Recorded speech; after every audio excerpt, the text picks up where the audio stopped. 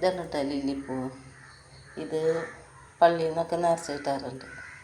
ഇത് പണ്ട് കാലത്ത് പിള്ളേർ സ്ലൈറ്റ് ഇതേപോലെ മുറിച്ച് ഓരോ കഷ്ണമായിട്ട് കൊണ്ടുവരും. അപ്പോൾ ഇത് സുഖമാണ് ഇങ്ങനെ ഉരച്ച് കഴിക്കാനായിട്ട്. ഇത് ഈ ലില്ലിച്ചെടിയും അതുപോലെ മഷിത്തണ്ട് ഇവയൊക്കെ നമുക്ക് ടീച്ചർമാർ മഷിത്തണ്ട് നമുക്ക് ജലം വലിച്ചെടുക്കുന്ന പറഞ്ഞിട്ട് മഷി ഒഴിച്ചിട്ട് ആ തണ്ടിലൊക്കെ ഇങ്ങനെ നീല കളർ കാണിച്ച് തരാറുണ്ട്. ഈ തണ്ട് ജലം ശേഖരിക്കുന്ന ഒരു കാര്യം. അതേപോലെ ഈ ചെടി. അപ്പോൾ ഈ വെള്ളമുള്ള കാര്യം നമുക്ക് സ്ലേറ്റ് മാറ്റാൻ നല്ല സുഖമാണ്. അപ്പോൾ ഇതൊക്കെ കുറേ പിള്ളേരുകളൊക്കെ കൊണ്ടുവരും. പക്ഷെ ഞങ്ങളുടെ വീട്ടിൽ ഇതൊന്നും ഉണ്ടായിരുന്നില്ല. അപ്പോൾ ഇതൊക്കെ കൊണ്ടുവരുമ്പോൾ എനിക്ക് കൊതിയായിരുന്നു അന്നൊക്കെ. അപ്പം ഞാൻ ഇടയ്ക്ക് പിള്ളേരോട് ചോദിക്കുമ്പോൾ ഒരെണ്ണം തരുമെന്ന് ചോദിച്ചു. അപ്പോൾ അവർ തരും. ചില പിള്ളേരൊന്നും തരില്ല, കുറച്ച് പിള്ളേരൊന്നും തരില്ല.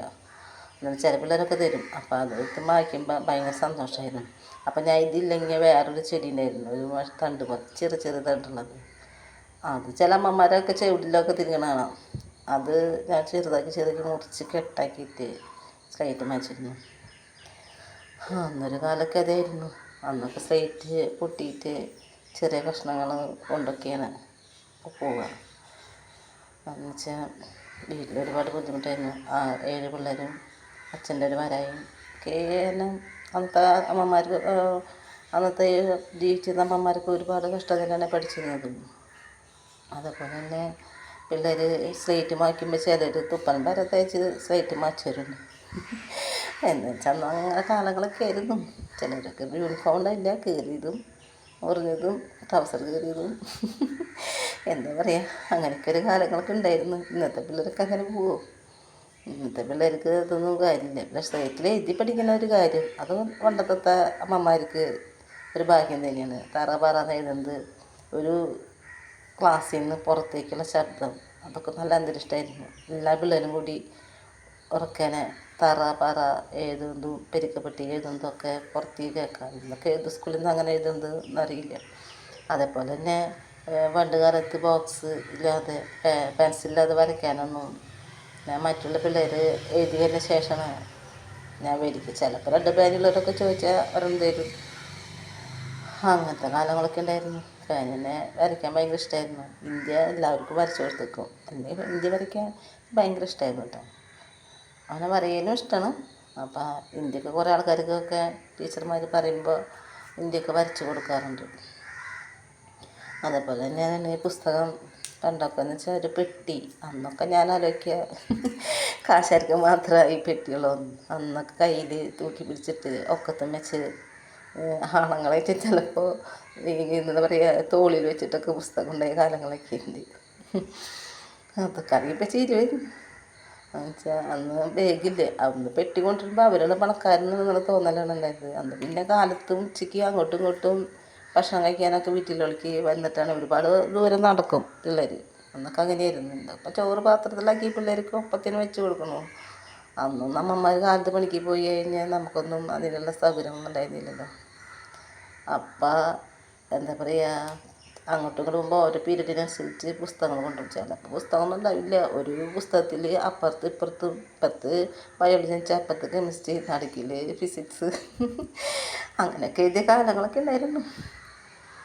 പുസ്തകം മേടിക്കുക അച്ഛൻ്റെ ഒരു വരുമാനം വേണ്ടേ. അപ്പം എനിക്കൊരു പ്രത്യേകത ഉണ്ട്, ഞാൻ ആരോടൊന്നും ചോദിക്കില്ല. ഇതുപോലെ തന്നെ എന്തെങ്കിലും ഭക്ഷണം തന്നെ എനിക്ക് കിട്ടില്ല. 7 പിള്ളേർക്ക് വിളമ്പി കൊടുക്കുമ്പോൾ ചിലപ്പോൾ ഞാനൊന്നും മിണ്ടില്ല, ഞാൻ മിണ്ടാതെ ഒരിക്കലിരിക്കുള്ളൂ. അപ്പം എനിക്ക് മാത്രം ഒന്നും കിട്ടില്ല. അപ്പം ഞാൻ ദുഃഖിച്ചിരിക്കും. ആരോടും പറയില്ല, കിട്ടിയില്ല എന്നും പറയില്ല. എല്ലാവരും പങ്കിച്ച് തിന്നും, ഞാൻ പാവം ഒരു ഭാഗത്തിരിക്കും. ആ കാലമൊക്കെ ഉണ്ടായിരുന്നു. അതേപോലെ തന്നെ പിള്ളേർക്ക് ഇപ്പോഴത്തെ കാലത്ത് പിള്ളേർക്കൊക്കെ പെട്ടി കൊടുത്തു കഴിഞ്ഞാൽ എല്ലാവരൊക്കെ ദൂരെ കളയും. ഇപ്പോഴത്തെ പിള്ളേർക്ക് എല്ലാം കൂടിയിട്ടാണ് പഠിക്കാത്തത്. എന്താ ചെയ്യുക, അമ്മമാരുടെ ബുദ്ധിമുട്ട്, അന്നത്തെ ബുദ്ധിമുട്ടൊക്കെ ഇന്നത്തെ പിള്ളേർ സഹിക്കില്ല. അങ്ങനത്തെ കാലങ്ങളൊക്കെ ഉണ്ടായിരുന്നു.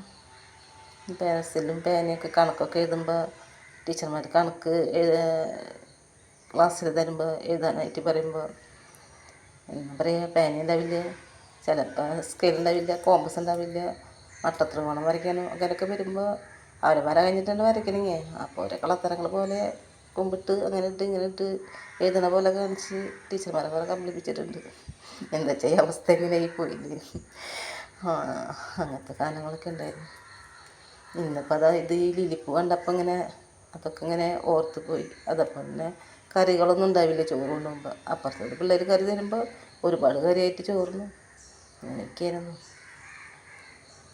ഉച്ചയ്ക്ക് വരുമ്പോൾ ചിലപ്പോൾ ഉച്ചയ്ക്ക് വരുമ്പോൾ ഒന്നും ചായക്കൊന്നുണ്ടാവില്ല. ഇന്നത്തെ പിള്ളേർക്ക് എന്താ വരുമ്പോഴേക്കും ചെപ്പിലത് മറ്റ് ഫ്രൂട്ട്സ് അങ്ങനെയൊക്കെ ഐറ്റങ്ങളൊക്കെയാണ്. കാരണം നമുക്ക് അന്നത്തെ കാലത്തുള്ള ആൾക്കാർക്കൊന്നും ഷുഗർ പ്രഷർ അങ്ങനത്തെ അസുഖങ്ങളൊന്നും ഇല്ല. ഇപ്പം തൊട്ടാ വീട്ടിൽ ഒരുപാട് ഭക്ഷണം, പുറത്തുനിന്നും ചിലവും വീട്ടിൽ ചിലവും. ഒരു ദിവസം വീട്ടിലേക്കുള്ള ചിലവെന്ന് വെച്ചാൽ നമ്മൾ കടയിൽ പോയിട്ട് ഒരു 500 രൂപ അത്യാവശ്യം മേടിച്ച് കഴിഞ്ഞാലും അന്ന് തന്നെ പിറ്റേ ദിവസം നമ്മൾ ഈ കടകളിലും ഇതൊക്കെ മേടിക്കുമ്പോൾ പിള്ളേർക്ക് ഒരുപാട്. ഇപ്പോഴും എനിക്ക് സാധിക്കാൽ കുറവാണ്, എങ്കിലും മറ്റുള്ള വീട്ടുകളിൽ ചിലവുകളൊക്കെ ആലോചിക്കുന്നു. അപ്പോഴും ചിലവുകൾക്കൊരു കുറവില്ല. പുറത്തെ ഫുഡാണ് പിള്ളേർക്ക് ഈ പറഞ്ഞ പോലെ അസുഖങ്ങളൊക്കെ വരുത്തുന്നത്. ഇപ്പോൾ വെളിച്ചെണ്ണയ്ക്ക് വില കൂടിയപ്പോൾ ഒന്നും കൂടി മായം കൂടിയിട്ടാവും. ഇങ്ങനെ പറഞ്ഞു പോയിന്ന് മാത്രം കേട്ടോ.